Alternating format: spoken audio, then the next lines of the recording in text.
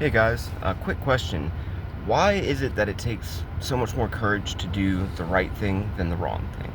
It seems as if it takes almost no courage at all to do the wrong thing, which tells me that everybody who's doing the wrong thing in such a grandiose, absurd way must not be there mentally in that moment. They must be under a form of mind control because doing the right thing is such a daunting thing. It's scary, it's fear-inducing seemingly for people, but it doesn't bother them. It doesn't seem that freaky whenever they do the unthinkable, whenever they're guided and pushed into doing the wrong thing. It comes so easily.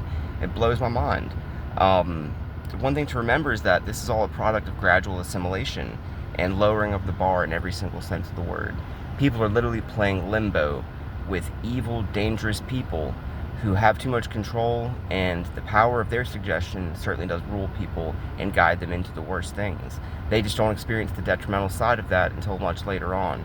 So they're lulled into a false sense of security, thinking that, yeah, I'll just keep passing the buck, I'll just keep playing along, and I'll keep contributing to something that's a detrimental, harmful thing for the world because they make it seem like everybody's doing it. It's a hive mind. They're wanting you to take the path of least resistance and follow the wrong leader and all of his sheep into an actual slaughter. That's ultimately what's happening. And it's sad because people just don't think for themselves. They don't reason. They don't care to wonder if there's going to be a better route or method. They're just going to go the path of least resistance and walk headfirst into a lot of problems. Um, all of our self-defense mechanisms point to us being normal, quote unquote, and playing it off, that sort of thing. But I'm here to tell you now that inconsistencies are beginning to add up, I think, for people. And this is just never going to be an easy thing to decipher for an average person. It certainly won't be easy for them to speak of anything uncomfortable if things are being held against them and they're being scrutinized. But I hope they realize that we're reaching that point in time where everybody's going to be receiving scrutiny.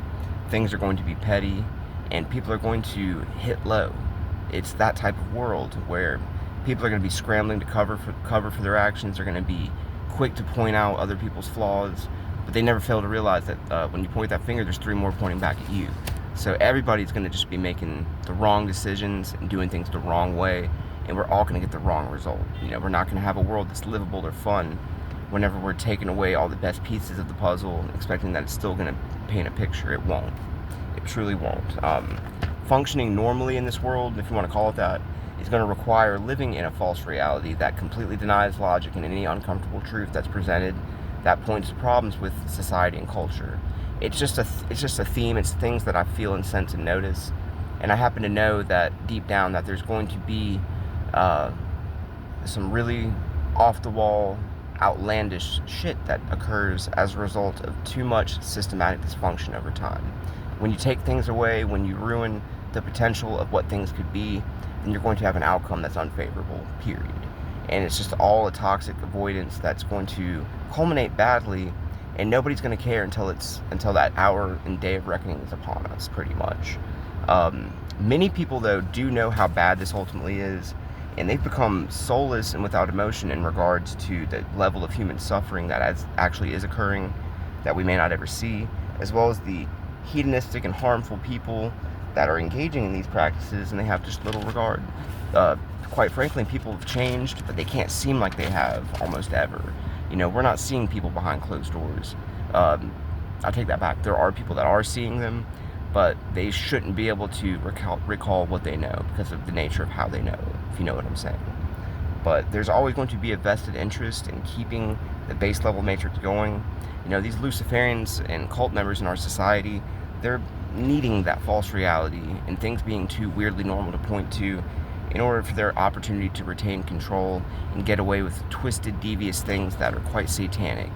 I mean, it would blow your minds if you knew just how bad it is. There are quite literally people that walk this planet that are not completely of this world, that are influenced by pure evil, that exude nothing but pure evil.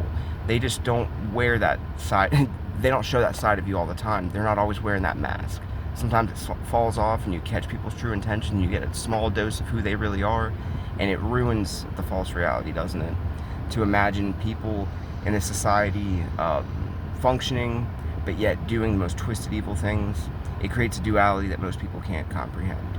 You'll see a man who claims to be a man of faith, who you know deep down is anything but. It's sad, and it's certainly disillusioning for people who always need something to point to understand what it is. No, you can't just point at something and know what it is anymore. It's not that simple. There's almost always going to be more going on than what it seems like. There's always going to be those moments where you turn your back and you know deep down that the moment I turn my back or avert my eyes, there's something shady and disingenuous occurring. There's always levels of manipulation that are designed to placate and subdue us, to keep us from ever sniffing out any bullshit and detecting problems. They want to keep us all just relaxed enough to never do anything, and just uncomfortable enough to never feel normal. It's a weird balance, and it's palpable for me. But self-preservation is ultimately what motivates these scumbags in our society to do what they do, and to turn a blind eye, and to downplay the suffering that's caused by this type of interference in our lives. You know, if you're an empathetic person who has a heart and a soul, you're going to feel other people's pain. Even if you can't place it or know what it means or point to what it directly is, you feel it, you sense it, you're picking up on vibes, you're picking up on actual energy. We're all surrounded by energy. It's positive and negative energy in the world, and I think you know which type is predominant. The main message I can give to people is that there's going to be massive doses of reality that hit people, and they're not going to be able to live through it because they didn't prepare for it, they didn't think enough, and they didn't accept any level of suffering in their lives. They've delayed their suffering and postponed it to the point where it's going to be an overwhelming wave of something that's not good for them. So hopefully you can outlive your scourge.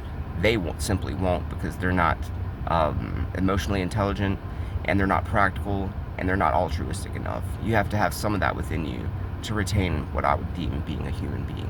So I hope that makes sense, but keep fighting the good fight. This is spiritual warfare. I take it very seriously, and I know deep down things are different. We don't always see what we get. You know, what we see is not what we get. But keep living a life that's free of such burdens, because the burden of resentment and the burden of carrying the guilt is never going to be that much fun later on.